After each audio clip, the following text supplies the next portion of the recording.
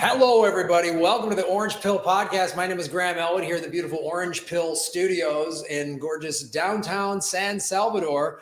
Very special guest joining us today from the organization that she's going to discuss, Mi Premier Bitcoin. Please welcome to the show, Reyna Chicas. Hello. Thank you. Thank you, Graham. Thank you for having me. Thanks for joining us. So I met you when I was here in November at the Adopting Bitcoin. I was emceeing and I introduced you, and you had such an amazing story.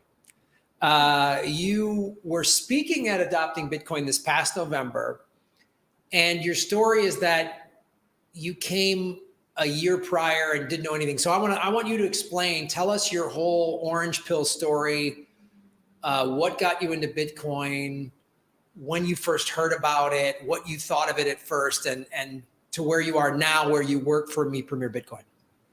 Yes, thank you. So like I was, I said in the story in November, that was in November, in Adopting Bitcoin. Adopting Bitcoin is this conference that is being hosted every November in El Salvador since 2001 and 2002. Just take this right there. Right there. There right you go. There. Okay, perfect. Cool. Yes. Okay. Be kind, people. It's the first time live. She's doing live. She's never done live first, so we wanted to go. No. We wanted to go gentle, easy. Okay, cool. And yeah, so I was into Bitcoin probably end of 2020. I've heard about it from my brother probably the first time because he's been more techie than me. I do like technology, but then it was like a lot of us, just trying to make more dollars out of it. So I was like, okay, I've heard of this. I think women, we are a little bit more cautious with our money. So I saw the other cryptos, but I was like, that doesn't look like super safe. Let's just stick with this one, that it was probably worth around 50 or 60 at the time, thousand. And I did start buying Bitcoin. It actually just went down, right? Like we all know. And you were like, oh no, this is awful. Did you think like I made a mistake when it started going? Not really, maybe. But then, the rumors about the law came to effect, like here, like it was going to happen as Bitcoin as a legal tender. So then it was different. And I'm like, okay, maybe I should start checking into this different. This is something that is coming to my country, so I should know about it. And we investigated. I ran into videos, thank God, of Andreas Antonopoulos. That's why, Max is not here, but to me, he's such a legend as well. After seeing some videos, and I remember once I heard a voice that sounded familiar, and then I was like, is that Max Kaiser? And then actually Andreas was like, is that Max? So it's very funny because I'm like, that's the guy that is here in El Salvador trying to orange people on these videos from Andreas from 2005 probably, that he's already there. So that's how I got into it. Then I've heard also from YouTube, found Mi Premier Bitcoin. I think it was a meetup. A YouTuber, just posted a video that there is this organization here trying to educate people. John talked about it a little bit, John, our founder. And then after that, I tried to go to a meetup to see what was that about. I ran into some people, and then I attended the conference in 2002, Adopting. 2022. I was like, okay, this, and it's funny because I was trying to save, tickets for Salvadorians over $100. It's quite a lot. And then someone on a Telegram group posted that for Salvadorians was just $21. And I was like, oh, that's good. Then I can buy the ticket. So I bought the ticket because I speak English. I was able to. I just want to interject this real quick to make this clear to the audience. This is one of the cool things about Adopting Bitcoin and about Bitcoiners in general is the conference. To go to that conference, the ticket was like around $100 for the weekend or so, but they made the price lower for El Salvadorians. They made it $21, and there was even a way for you to buy a ticket for yourself and also fund El Salvadorians. So they gave away a certain number of free tickets to El Salvadorians because they really didn't want this to just be a bunch of, people from other countries, rich gringos coming down here or whatever. They wanted it to be accessible for El Salvadorians because, the minimum wage in this country is something like $400 a month or something like that. Yes, $390 actually. $390. So $100 is a lot of money for if you're making $390 a month. If you want to just pay a ticket. Yeah, if you just want to buy a ticket. Yeah. So the fact that they lowered the price and made it a possible for people to just contribute to help El Salvadorians, I think was a really cool thing that Noor and Kamal did, who created the festival. But so anyway. Amazing. And also even this year, they even lowered it to $1. Like at the last month, it was like, okay, any Salvadorian wants to go. It's just significant, right? It's just basically for you to get Bitcoin, but because you can only pay your ticket with Bitcoin. So that was it. And even in 2001, I saw, the broader audience with English, even last year, 23, but we had more talks and there were designed places already more in Spanish. So that means that, most Salvadorians got involved even last year. I can only imagine 2024, we're getting into a bull market. I hope that I'm going to see more Salvadorians there. But adopting Bitcoin to me was like, goodness, like this it's just another word. I was just here going to meetups with 5 or 10 people at the beginning. And not even that, like I was afraid of going on my own. I don't have, a lot of friends that were into that. So after that, adopting and then getting more involved with Mi Primer Bitcoin, can know what happened first. But it was just to me that it's just a broader word, first of all, in opportunities or what you can do. And it's just this epiphanies in life that you have, I guess, because I'm over 30 now, that I wanted to do something different, like meaningful.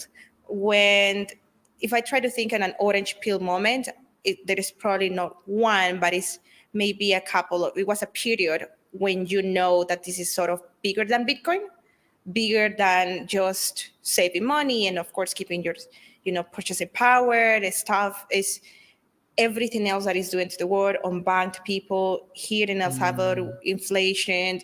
People you run into different things when you want to learn about Bitcoin, especially on YouTube. There is people or channels that said mining is bad for the environment. Then you run into this, mining in Africa. They're actually not that bad for the environment. They are creating opportunities for people in disadvantaged areas.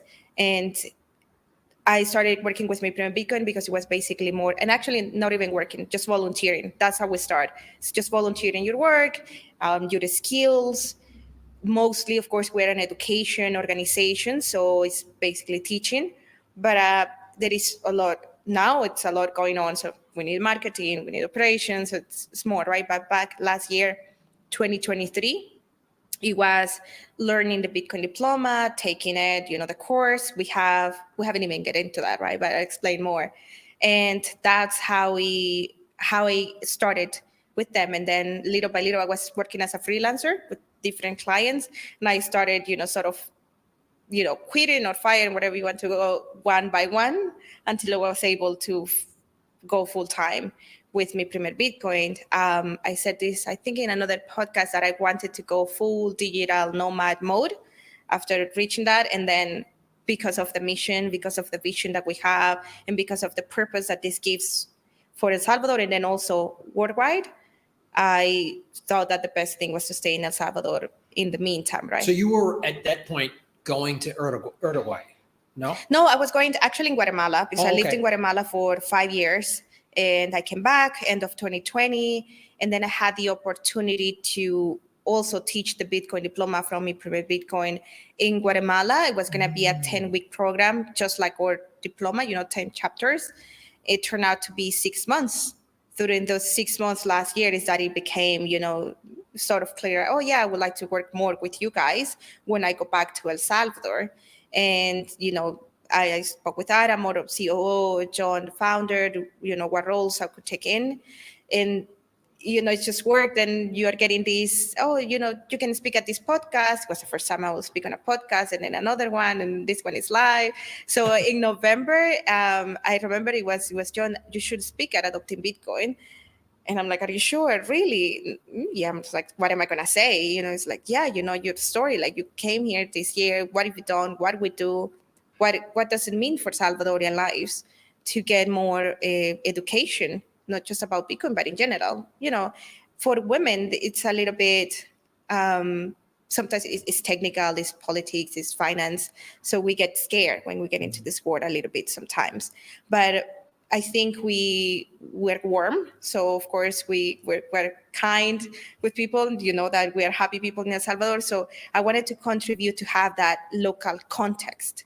so far, we had these gringos, let's say founders that are coming to the country and trying to, of course, teach people, like Max and Stacy, but it's different if you go to your community and this is real. Like, I was really like just Salvador, regular, Salvador. I'm not rich, like just, working class and just trying to do my best to succeed at life, whatever succeed means to you.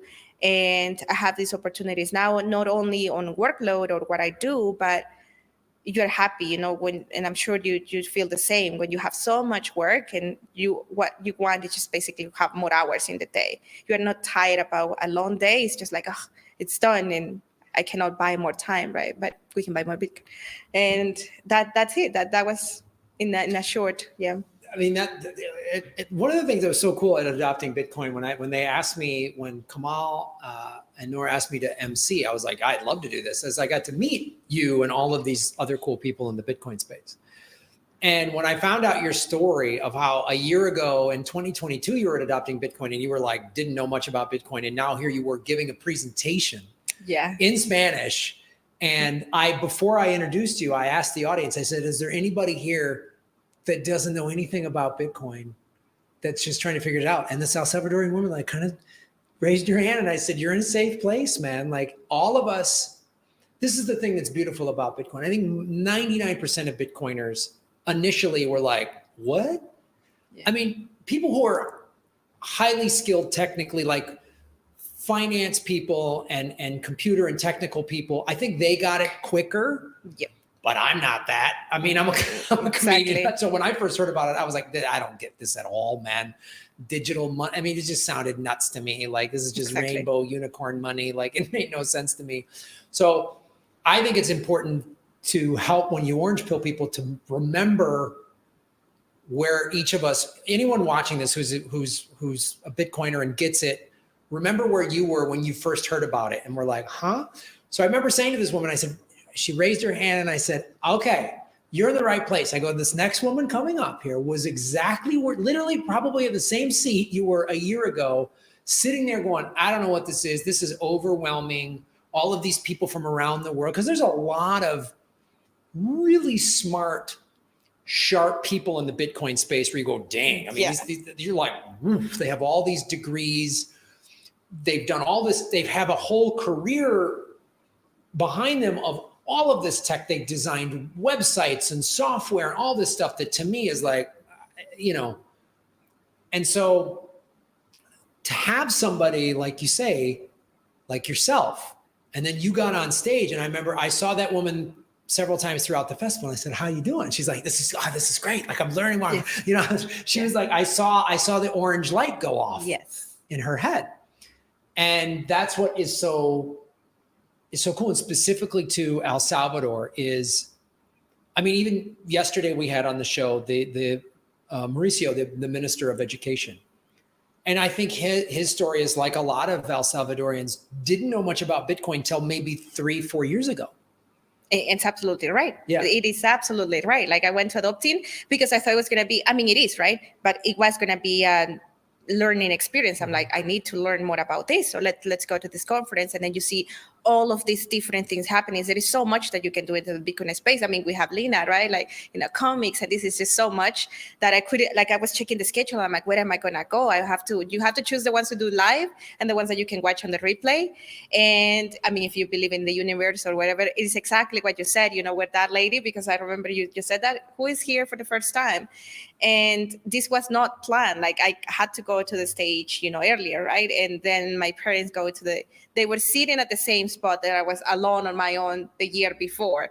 So it's like, oh my God, this is crazy. I go there. And yes, when they send the schedule adopting, and then they put me as an opener, it's, like, I never in a million years, I will think that I will give, a presentation about El Salvador, about what Bitcoin education is doing here in front of over 300 people, not in my native language, right? And yeah, I remember being so nervous. I watched the replay a little bit after, and I tend to speak faster, even nervous. So, but it was really cool. That's how we met. And Yeah, we run into each other in El Santos, and that's how we're friends. It's so cool. I met so many, like, after that conference, is that my mind also was like, I need to do something. Like, I have to get involved somehow.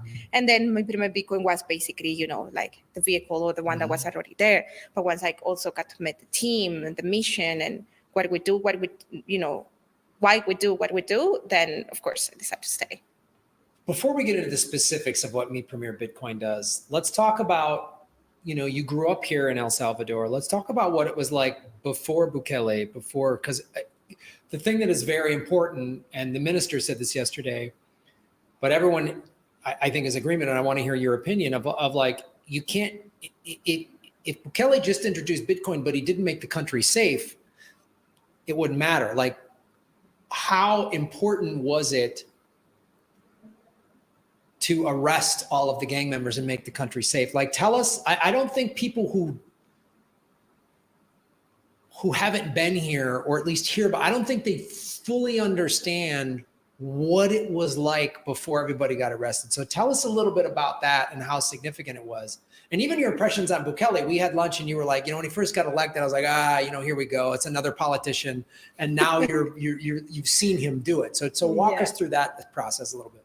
Yes, I see it. Honestly, I see that the changes, not the good consequence of what has happened within the last 4 or 5 years. No, 5 years. We're into the fifth year now with President Bukele, because we are able to also do what we do in education because it's safer now. We planned. We're gonna get into details, of course, but I was thinking last year when we were doing this pilot with the teachers, they were visiting communities, one by one, like that was just not possible in the past. So I was thinking, if we were going to have this great organization, we're teaching, we would probably be able to only teach online or at the house where people has to go, or teachers from different communities or, localities would not be able to go from one area to another one. To teach, because especially younger ones, we have teachers of 20 years old, or even if you're older, that would get actually into that community. It was just too dangerous. So to live here in El Salvador, it's something that we probably even little by little have been unlearning how it is to be safe now, right? Like how I'm going to look for an Airbnb in Madrid. I'm like, is that area safe? That was never in the books for us. Like, we lived in the most dangerous country in the world. So we never cared about what was like to go there. It's just like, there's no place is more dangerous than where I live. So we'll be fine in Madrid. Yeah. We're going to be fine, whatever. Like, none, whatever you say, you're not going to scare us, right? We're going to... So when I lived in Guatemala, I was in Antigua, Guatemala. I was basically, it's a touristic hub, right? I was working at a hostel. So a lot of, people, oh, you are from El Salvador. Can you tell me, where to go and what do you recommend? And I will be like, go to El Tunco, go to Santa Ana Center, here, and get out. Like, don't try to explore. When they looked like very, very white, like it's super, obvious that they're tourists, they were fine. Normally, we never had that problem. But if they look like, sort of brownish, lots of tattoos, and just don't go to the communities trying to see what is it like to live like a local, because you're not going to survive like a local, right? So I think we all have stories. Well, at least me, my family, or friends from El Salvador, of someone that suffered the violence from guns. We all have someone personally that either survived it, or they're there, or have a friend that was killed. Like, it was just at that range, right? Like, wow. Those numbers are so high that it's not rare. Even growing up, say, not in a red zone, like I grew up in a community that, they were sort of guns around, but I was, privileged enough that I didn't have, that bad. But if Pizza Hut doesn't go to your house, or Pollo Campero doesn't go to your house, then that means that it's not safe enough, right? That doesn't mean. There were communities where they wouldn't enter it for, 10 years, 20 years. So it was different. And then I think that creates this stress in society that you don't, you want to help someone maybe that is, high chicken, and they asking you for a ride, but you don't trust if they are good or bad, right? So even if they are in maybe a need, that they have lost the last bus or something, you wouldn't get someone that you don't know in your car. because you never know where you're going to end. There are so many, Uber drivers that disappeared and the other way around. My dad was traumatized. Like, I would never use Uber on the platform ever. Like, only, if I know the guys or the taxi driver, like, I will call them personally. I do that all the time now. So, and it also took some time. Like, it was just little by little. It's just sort of putting your feet. Like, if I'm learning to swim and I want to be sure that it's possible to do. So everything, good that could happen, bringing new technology, all these platforms. After the pandemic, of course, delivery, Uber Eats, everything that can help a society, it was basically damaged because they will take over. There is always going to be a way that they would damage it, let's say, that we get their hands on it, and it was going to be tough. So that's why I wouldn't use it as like, no, whatever, late is it, I'm going to pick you up. You cannot go outside alone. So yeah, like that. And even if you go walk this area here, San Benito, Zona Rosa, it's safe, certain areas, and it's still there, but you would be watching over your shoulder if there is any motorcycle. So it's that crime. And I think you can get robbed anywhere in the world, right? But the fact that you will basically disappear, that your family will never know what happened to you, was the scary part. That was the scary part that I feel we're free to do now. We're a little bit more free to do now on our own. So that makes you, and then let's put Bitcoin next to it, it makes you dream and believe what can you achieve, right? In freedom. There is a lot of, and it still is probably, but immigration to the States because of the lack of opportunities. So it was violence and no jobs. But if you withdraw violence, then you start looking, okay, what can I do here so I don't have to go? And now we're creating opportunities, or we try to create opportunities as well to locals so they don't have to go. The country is safe enough to do something. Now let's just see what you can do and build on your own community, right? And this, I'm noticing too, like El Salvadorians that have been living in other countries are starting to come back. Yeah. Which is amazing. So let's talk about that, the building, now that there's, because it's safe, and Bitcoin is a very hopeful thing in and of itself. And now you take away the danger, the gangs and the violence here in El Salvador. So now you have the opportunity.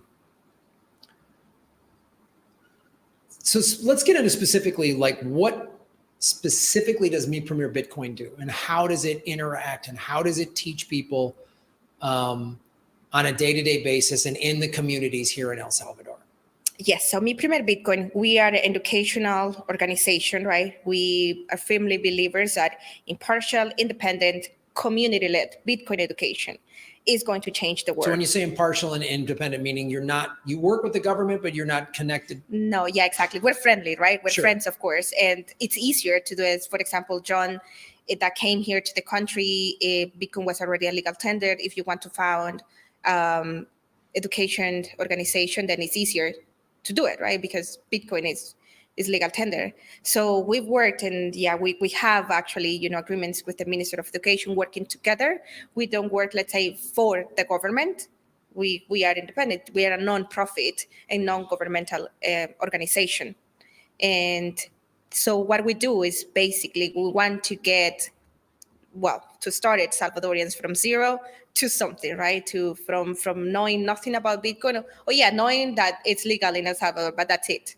They don't know how to transact. They don't know how it works. They don't really know how money works. We didn't know, of course. I'm sure we all have an orange pill story also when it comes to the economic side of it, and you realize. So that's why we went to do. We started creating a course of 10-week program that starts with what is money, why do we need it, how does it work, history of money, the evolution of money, and then we go into Bitcoin. So we have stones and golden and silver when you used to trade back in the days, and then you got into coins and then paper, and then how we go into even people didn't even know or still don't know to this point the Nixon shock, nothing, right? So we try to teach them that. I'm going to tell you this right now.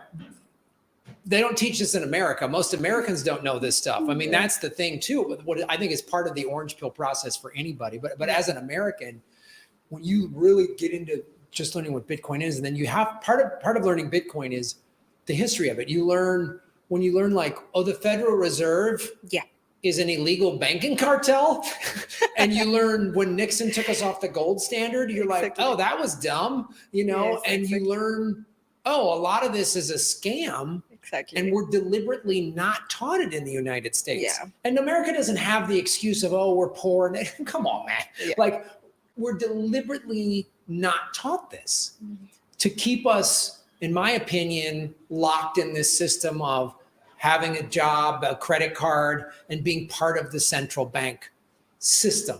So I mean, I cannot stress enough how important it is for what Me Premier Bitcoin is doing. And also, I said this yesterday with the minister, because he's teaching this stuff too in the schools. And I'm like, again, we're not teaching American kids this. We're not taught about money. And we're deliberately taught on just how to be an employee.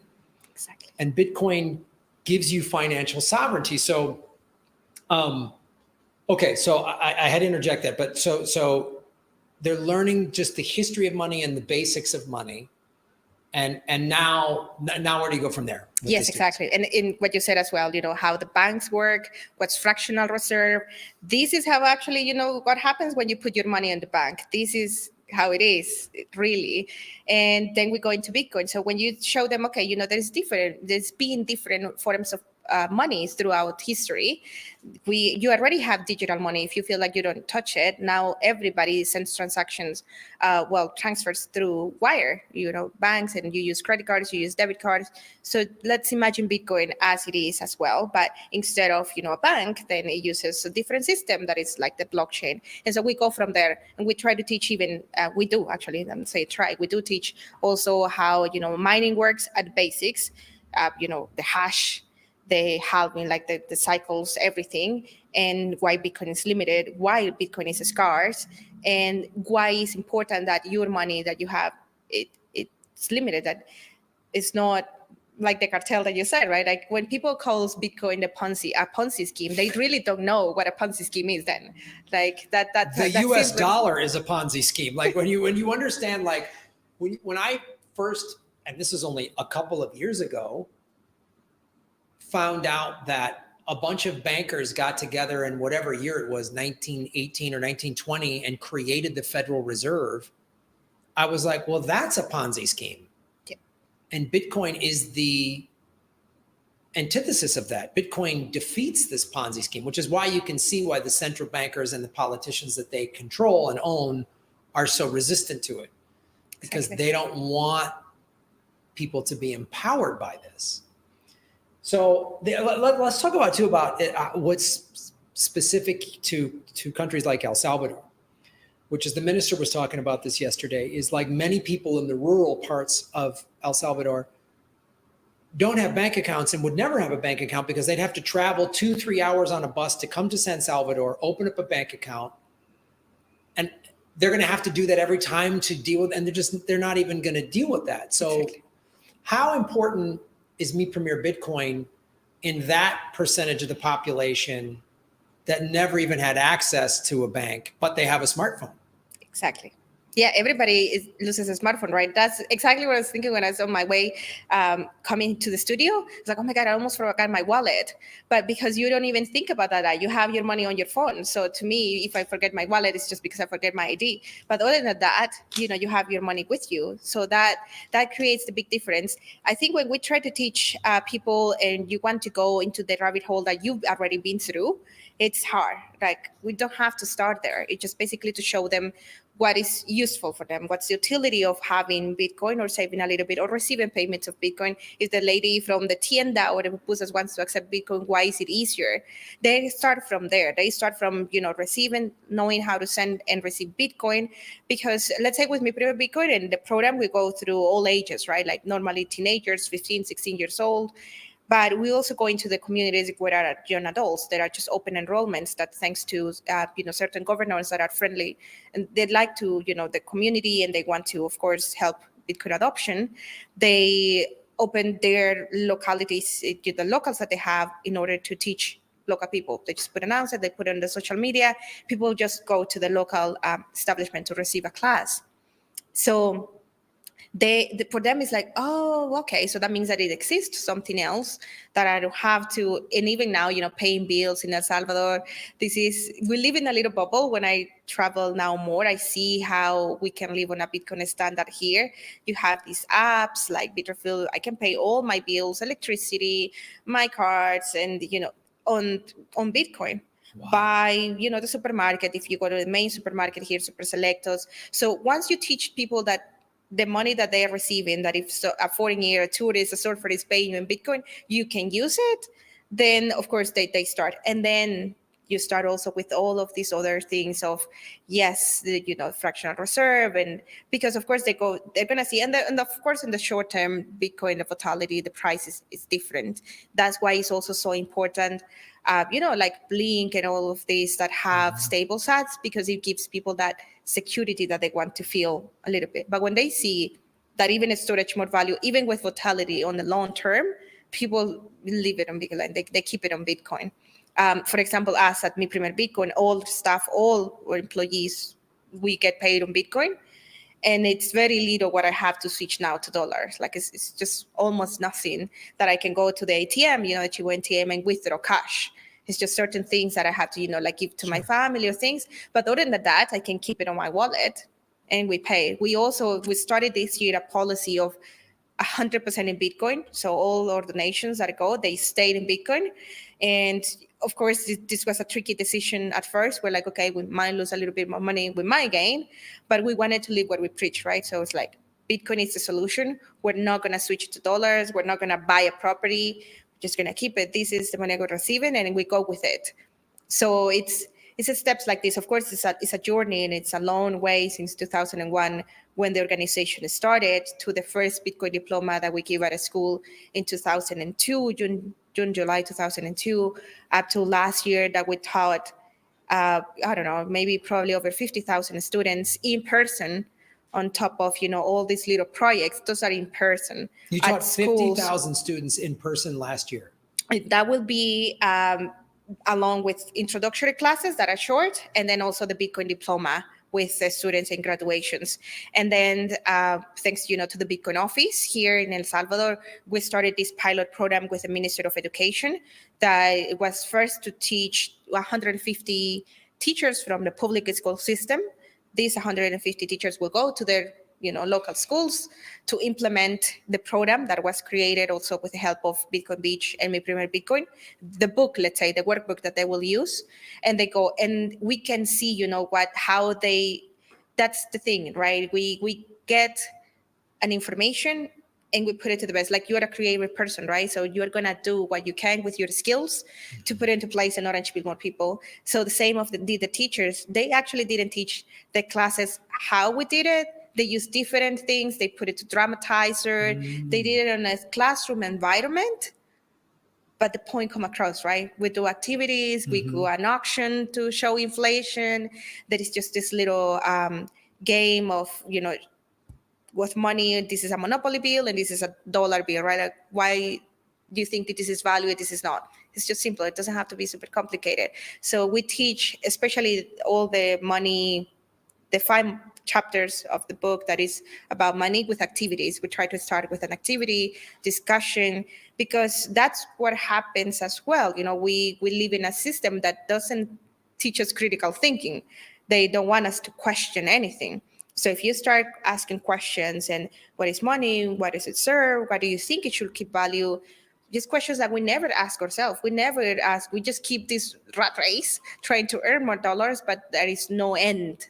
So, and I think it basically covers everything that we do, right? Like expresses, if you want to buy something because you like it, but you don't have the means to do so, then it represses something on you.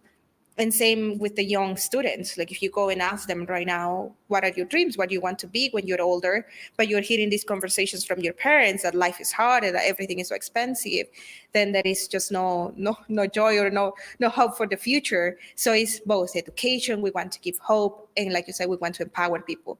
We want to empower to take agency on your life. If you control your money, then you control, your power, your present, your future. That's amazing, and it's really cool that you guys are doing this on such a like grassroots level. You're just getting it done, and it's the thing that so impresses me about just El Salvador in general is all of these like Bitcoin Beach and Me Premier Bitcoin and all of these other just sometimes just individual people want to like, how do we help? How do we bring our skill set to this? But the question I have, and with specifically El Salvadorians, like the person that runs the pupuseria and they're accepting Bitcoin, which is great. There's a place in El Zonte that does vegan pupuseria. It's fantastic. How is the education, or how do you, or in terms of getting El Salvadorians to realize it's not just about accepting Bitcoin and how you can use it to pay for things, which that's pretty amazing that you yourself are like barely using fiat anymore. But how are you getting across, and how is it being accepted, the concept of save a little, put a little Bitcoin aside and save it for the long run, because in the short run, it'll go like a year ago, it was at 19, now it's at 52. But conveying to El Salvadorians, and this is a tough thing to convey to anybody, yeah.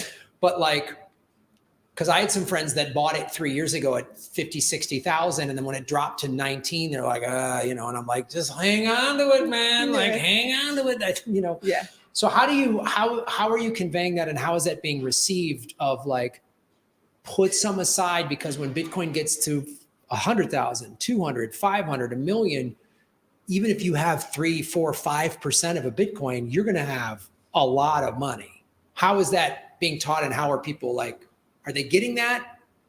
Are they realizing the value and power of that, the saving in the long run? I think they do. It's again, it's a process. Not everybody gets it the first time, but especially, let's say someone in El Sonte, if you go and ask the lady, last year, let's say when the price went to 19, and they're like, oh no, we saw it at 20, and then we saw it at 60, and then like, so it depends of where you go here in El Salvador. So probably that people is getting a start. But now that we have, every year that passes, you have more data and we can show them the cycles. It's like, this is what it is. You want to see what a Ponzi scheme is, and you can show them the graphic of another crypto, right? Like, that's a Ponzi scheme. So it's exactly how it goes. And we do teach that also, the cycles and what it is limited, and we explain, what the halving is in the process. Like, this is what it means. But because we explained what a scarce money can do, or it is, how it changes, and then they realize, okay, if this is, over time, is going to increase the value. The price of Bitcoin is not going to go just because, right? It's also because of how it works. So that's how people understand, oh, okay, yeah, I can hold in it. But it's like you said, here in El Salvador, even, if the minimum salary is $390, it's hard to save anyway. Right. So if you receive your salary and it's just $390, I mean, to save up $5 is already a challenge, especially if you're a mother, a dad, and have to pay it and everything. So it's mostly also the fact that the inflation. So you have $1, you want to spend it. You know that is why you're going to save money. It's so hard for you to save 5, 10, 20 a month to keep, some cushion. And anyway, in 1 year, that's not going to worth the same. Like $100 that are very hard to save for you didn't. So that's why we try. It's like, you don't need to buy one Bitcoin. You just have $5 to save, fine. Just leave those $5. Check it out in 3 months, 5 months. Even if it's just $1, you're going to see that it's more, it's not less. And that's how they start. Oh yeah, I see. Like, even if it's just cents. So of course they realize, okay, if I set 10, that means that I will have more. And it depends of the level and where they at and what their income is. But people understand that now, even with the cycles, you're saving for the future, right? You're not saving for tomorrow. You're not saving for next month. So they are understanding, I think, is just when we explained scarcity, when we explained cycles, that's what it gets into their minds, some more than others. There is younger people that probably have more incentives of saving for 1 year, and they have done it probably, and then 1 year is a year, right? So they see the cycles, and that they are basically orange pilling their parents, and it's just a chain of everybody trying to do their part. So since you're going to a lot of schools, you're getting a lot of young kids that are getting it. Is is adoption among kids like faster than the adults, just because kids' brains are just more open and they're learning, and they haven't had all of these decades of the old system. And I guess, like, where are you seeing some sort of resistance, and how are you guys like dealing with the resistance? Definitely. The resistance is in the adults. The resistance is in the adults. Well, at least it's been in my experience teaching. When I went to Guatemala, and they want to make sure that it was not a scam, right? So like, okay, you give us a couple of lessons of what you're going to teach these kids, and then we're going to see if you can go into the classrooms. So I did. And for them, it was a little bit, yes, of course, they understood inflation, and yeah, you're right. And they get it, but it's like, yeah, but what am I going to use it for? Or how is it going to help me? But then when you go to younger kids and you explain, there are certain things that are like, oh yeah, because they don't have these privileges, right? This is learning, they are sponges.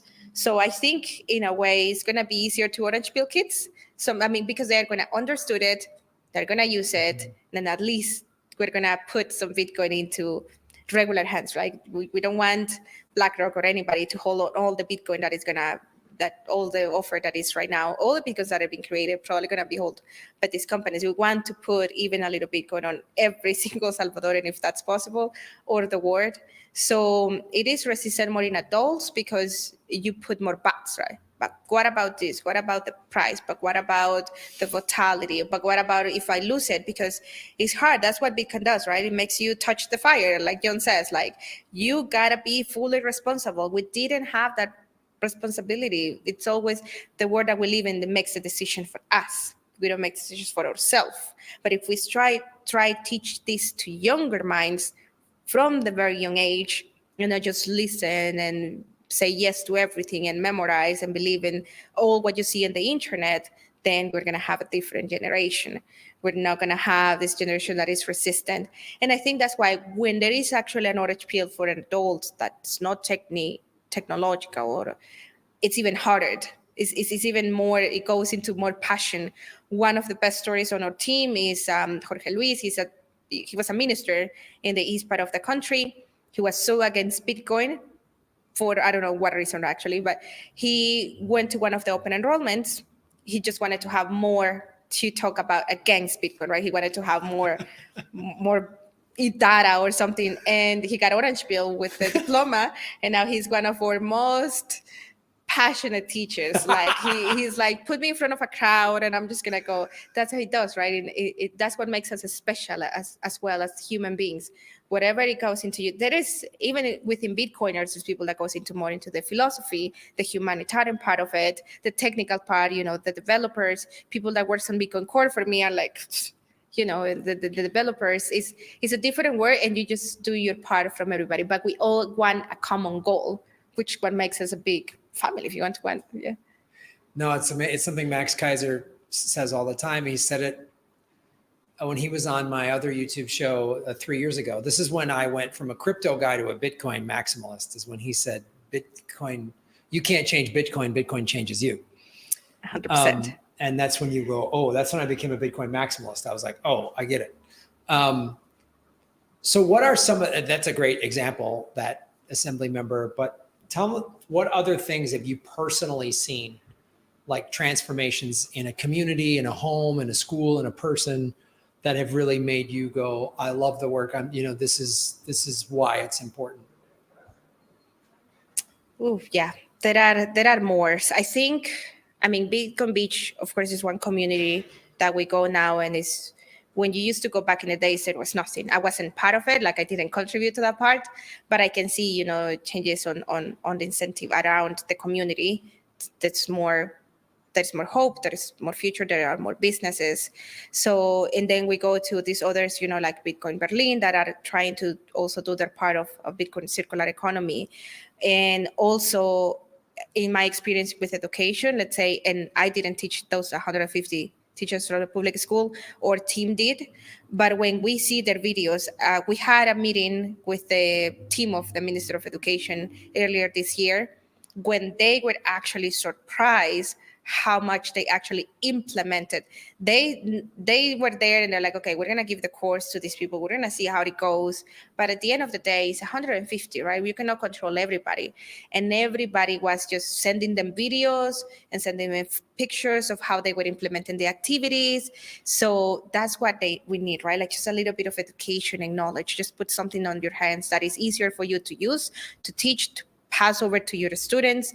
And that's when to me it's like, oh, this is just, this is bigger, because this is a change that it's come to generations. I'm sure that if we talk with the Minister of Education, there are challenges, because teachers back in the days were used to, just do their work, but just basically like nothing. The previous governments wouldn't push them to be better. They wouldn't like it. Like education was there, but that was it. There was no more work to be done like this. I think that this government is putting into that. I have two family members that are teachers, and they feel the difference on, yeah, we have to go to this training and we have to do this other thing and this new law by the first lady. So they have to do it, so that they're getting more insights, which means that they care about education to whatever level it is. And that's how it's been to me to see people that really didn't like to do the extra mile to put that extra mile now into kids.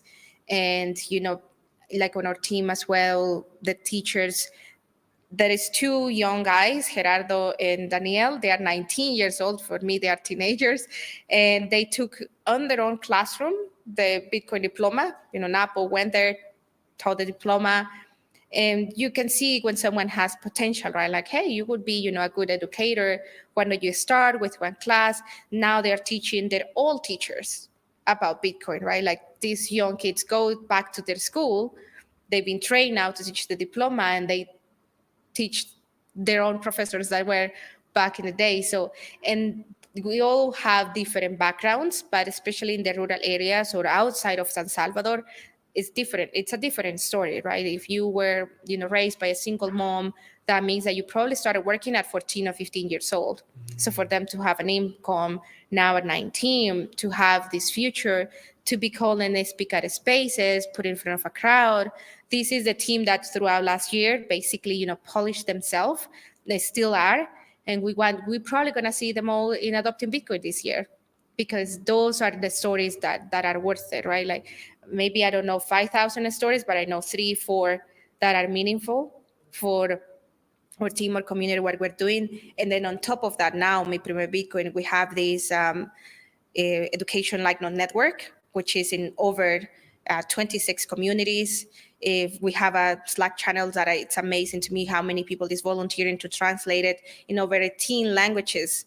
This diploma over 18 languages. 18 languages. 18 languages. 18 language we have to translate it and teach it in their own communities. So at the beginning, probably I was thinking, oh yeah, we're gonna teach here Salvadorians, but this is just much bigger, right? It makes your job and your work so rewarding when it's a long day, but you spoke with Felix from Kenya, and then I spoke with Gabe from the States, but I also speak with someone in Canada, from all of these places. And we are getting ready to go to Bitcoin Atlantis next week, where we're mostly trying really in this weekend. And where is that? That's in Madeira, in Portugal, the right. Island of Madeira. Yeah. So we have our first international conference. We had our very first in November, right the day before adopting. We're doing it again in Madeira.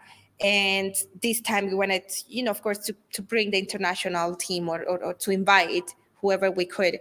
So if our work here has led us to this moment of being able to invite and pay for the expensive of someone in Kenya that has never left Kenya, I do feel identified. When I was packing my bags last year to come back to El Salvador after the project in Guatemala, they invited us to go to Hong Kong to speak at a mining summit. And jokingly, I was honestly joking, oh yeah, that would be cool, go to Hong Kong. I'm used to Salvadorians needing visa for everything. So I'm sure that I was like, I probably need a visa and it's too soon, it's in 2 weeks. Mm-hmm. And it worked out. And I went to Hong Kong. It was the second time I took a flight in my life. To Hong Kong. And it was to Hong Kong. It was all the way to Hong Kong, right? So that's a long flight, man. Tell me about it. Yeah, like 30, 40 hours. I can't even remember. Yeah. Well, you had to go through LA or something like that? No, because I need American visa. So we go through Europe.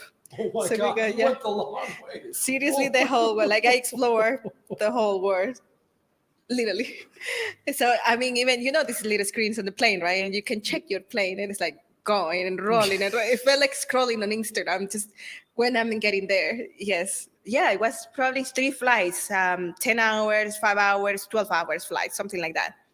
Very, very amazing. So now, you get this reward, and then having the opportunity to help other people to achieve the same, to experience the same, that is one person that is going to go more energized with more knowledge to help their communities. And we don't have to invent the wheel, right? People can teach in their own places how they think if it's best. It's like, if an European or German wants to come and teach here, of course there are going to be discrepancies. Is known also, I am not, but normally people, in Latin, they say like, oh yeah, you're always late. That doesn't happen with others, right? It's just these little culture things that we are used to it. Now, context matters. So that's why we want to empower these people and their communities to go. And we are developing everything now. Like we're trying to even help them in the future, maybe if they want to become a nonprofit, what is the process about? Help them with resources. We're working with a team on a training teaching guide in a way, like, okay, this is a diploma, but this is how you can teach it. Like, so you don't have to just, if you really have never taught about Bitcoin, make it the easiest way possible from the Bitcoin diploma. But we're also developing these more technical courses. We're going to do a mining course, technical course, a Bitcoin for business. There is just different layouts now within the organization that are coming and happening so quickly that it's even hard to keep up. It's even hard to keep up sometimes with Bitcoin Twitter, because I was on a podcast last week, so I had to retweet about it today, and then I'm going live today, and then we're going to Madeira, and we have this, we're creating a DJ Valerie, you know about her. She's a DJ. She's from the States as well. And she was in El Sonte DJing it, and she's going to be the panelist of this only woman in Bitcoin, like proof of work woman in Bitcoin. Everybody says, yeah, we need more women in Bitcoin. Yeah, probably we do, but we have to put ourselves out there, right? All of these men that are in Bitcoin, they have wives, they have sisters, so it makes you feel part of something. And that's why we also think that happens here in El Salvador, especially, let's say you go to school, and I sent our teacher Gerardo, that just graduated last year, to, talk to his younger, colleagues, and not colleagues, classmates. Of course, they're like, okay, there is something bigger here. So just put a little bit of purpose and feel that you're part of something. And that's the amazing part of it, I think. That's the attraction, I think, Yeah. not just with Bitcoin, but El Salvador, but all of Bitcoiners around the world. And that's like when you go to I've been to 2 Bitcoin conferences, the Pacific Bitcoin in Santa Monica that Swan runs. Swan's one of our sponsors. Go to swanbitcoin.com/orangepill and sign up and get $10. And then adopting it's people from all over the world, and everybody. I think that's part of the draw. It's not just like the crypto people. Some of the crypto people want to do good work. Some of the crypto people just seem like they just want money. And not that there aren't people in Bitcoin that want to make money, but there seems like a greater purpose with the Bitcoiners that I've come overall. Like people want to be a part, like you kept saying, be a part of something. And I think that's important. That's one of the reasons I moved down here. I want to be a part of something that is helping and building and using my skill set. That's why I'm here. That's why I reached out to Kamal and Noor at Adopting and said, hey, you guys don't have a comedy show there. I'll do that. And he's like, sure, we don't have any. And I was the only comedian at the whole conference, and then, Max was on the show, and that's where I met you. But it is such a draw, as everybody wants to be a part of something. They see the problems of the world. They see where Bitcoin can be a solution. And that's why it's so amazing that you guys have your curriculum in 18 languages. You're talking to people from Africa, and you're going to a conference in Portugal, and there will be people from all over. I'm sure a lot of Europeans because of the geography, but there's going to be people from all over the world at that. Mm-hmm. And so it really, I've been down here 3 weeks now, and I talked to a couple of my friends back in the States, and they're like, God, you sound so happy. And I go, because everyone here is positive. In the States, it's pretty negative. It's pretty like, oh, everyone's like, I'm stressed, and the money, and this is bad, and the politics, and everything's. And here it's like, oh, it's great. Bukele just won with 85% of the vote, and we got, and everyone's happy. And so as we wrap up here, and it's really cool. Where do you see Mi Premier Bitcoin and El Salvador? I know it's hard to predict the future, but where do you see it like in the next 2 to 5 years? Where do you see it going? Wow, yeah. Imagine 5 years can feel like a short time, and it's not. If we think how far we've come in 3 years, 2 years and a half, where are we gonna be? We're working on it to be, in every department. We have a pilot. This is already public, I believe. So we have the program with the Minister of Education to continue this year. Instead of 150, are going to be 700 teachers from the public school this year, which means that we're going to reach the whole country teaching, from the diploma or teachers to them. And then let's see Mi Primer Bitcoin developing more programs. So which means that the people that have learned the Bitcoin diploma, the basics, the students that are leaving high school right now are going to be able to learn from the mining curriculum and work, I don't know, who knows, in 3-4 years at Volcano Energy, and then also have another opportunity to travel probably outside, become a Bitcoin developer.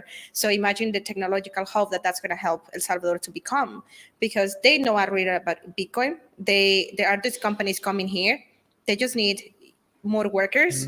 So we want to create also these educational extra resources for them to learn and to put, and then, to work, maybe creating even more educational organizations. So basically, just if I understand correctly, one of the goals of Mi Premier Bitcoin is so that when these companies come to El Salvador, there's already a bunch of El Salvadorians that are educated on Bitcoin and technology, so they can just hire more El Salvadorians. They can hire Salvadorians. Yeah. When you learn about Bitcoin, you don't have to work in Bitcoin if you don't want to, right? Like, it's going to at least be different, but we are probably going to suffer less from inflation because we're going to save our stretch money. We're going to be in a different place with the Bitcoin price, if we want to see it that way, in 5 years. So all of these students that have learned and have more hope for the future, maybe they decide that I want to take a different career but live somewhere else, they can do it. But most, like you said, a lot of people is coming back to El Salvador, and a lot of expats are living here now. Nobody really wants to leave El Salvador. So I believe the society is going to become even more, we're happy people, we're kind people, but even more positive, that wants to contribute to something, that wants to build. I think that's what Bitcoin help as well. It changes that incentive of, it's the low time preference. So of course, if you think in the long term, and us developing all these programs, reaching more communities around the world, creating these tools for them to educate and literally change the world. Change the world. I love it. I love it. I love that's the goal. The goal is like to change the world. It's not like to buy a fancy car. The goal is to change the world. And that's why I'm so attracted to the Bitcoin space and to El Salvador in general. So tell our audience how people can support Mi Premier Bitcoin, because it's a non-for-profit that accepts donations, right? Agree. Yes. So we have an active campaign on Geyser, but you can just go, to our Twitter, myfirstbitcoin_, or to our website, myfirstbitcoin.io, miprimerbitcoin.io as well, and check there the links for donation. That no anybody from the team is accepting donations. There is only the official channels.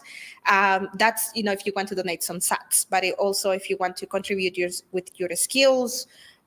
I don't know, you are a video editor, you want to help us to create better social media, you can do that as well. We start, as a volunteers, and then if there is place or role in the organization and you feel that you could be a good fit for the team, also you can ask, for employment. So far, we definitely need just more teachers, but to teach El Salvador, we hire only people from El Salvador. That teachers, locals teach locals here.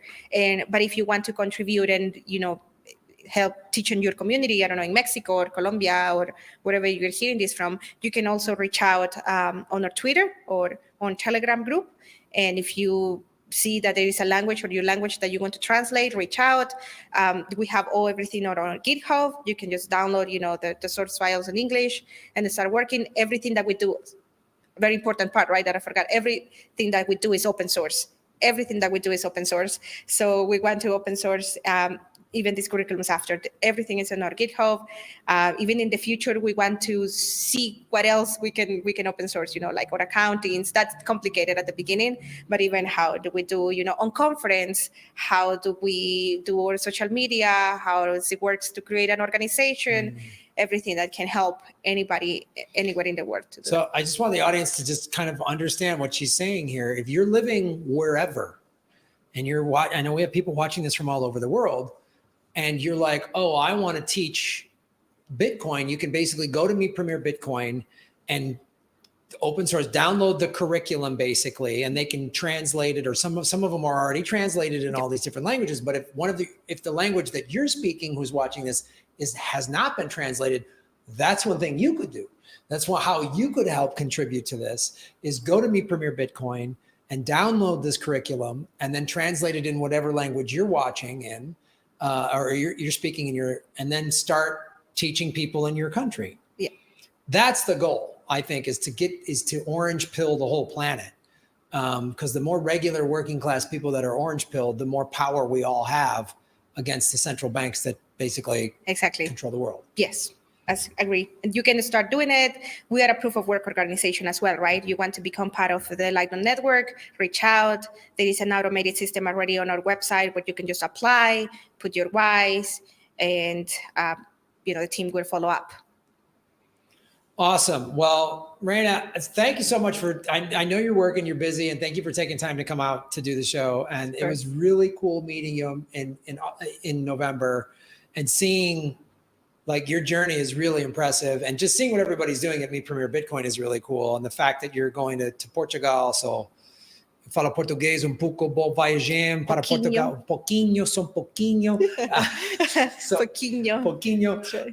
But it's funny, when I went to Portugal a little over a year and a half ago, I speak like Brazilian Portuguese, and they're proper Portuguese. So I got off the plane, I was like, bom dia, and they're like, bom dia. Like, I was like, oh, shit.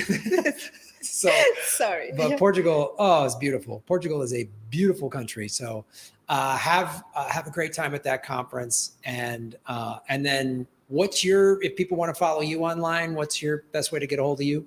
You can follow Twitter, my first Bitcoin _, and my Twitter handle is Reyna Chicas 2, number 2. Forgot the logins of the first account, so I just added a number 2. And that's what I'm at. There is, it's crazy when you start having impersonators. So if I ask you about crypto and anything, it's not me. I don't DM people. I have a lot of DMs unresponded, but I have to. We have to make that clear. So if you're new into Bitcoin or the crypto space, there's a lot of scams. So I want everyone to be aware that there's going to be fake Reyna Chicas accounts, fake Graham Elwood, fake Orange Pill, fake Matt Kite, and none of us actual people will ever DM you and say, we have investment opportunities for you and try to get you to invest or give us money. They're all scams to steal your Bitcoin or whatever cryptocurrencies you may have. They're all scams. So no one who's actually in the space, none of us are going to DM you with an investment opportunity. None of us are going to. My investment opportunity is this: buy Bitcoin. That's the only thing I'm going to say to you. Is That's it. And I'm not going to help you with that. I'm not going to need you. Just go buy Bitcoin. That's all I'm going to tell you what to do with that. So be aware of those scams. But and also follow the show. Follow at Orange Pill Pod on Twitter. I'm at Graham Elwood, and like, share, and subscribe. If you're watching this on the Orange Pill YouTube channel, please go subscribe to my YouTube channel. If you're watching this on my YouTube channel, please go to the Orange Pill channel. All those analytical things, liking, sharing, subscribing, hit the bell notification button. All of those things help us grow the channel and get the word out there. And so, Reyna, once again, thank you so much for being on the show. No, thank you for having me. All right, everybody. Thanks for tuning in. We'll be back with more stuff when we're back live again. Thanks for tuning in.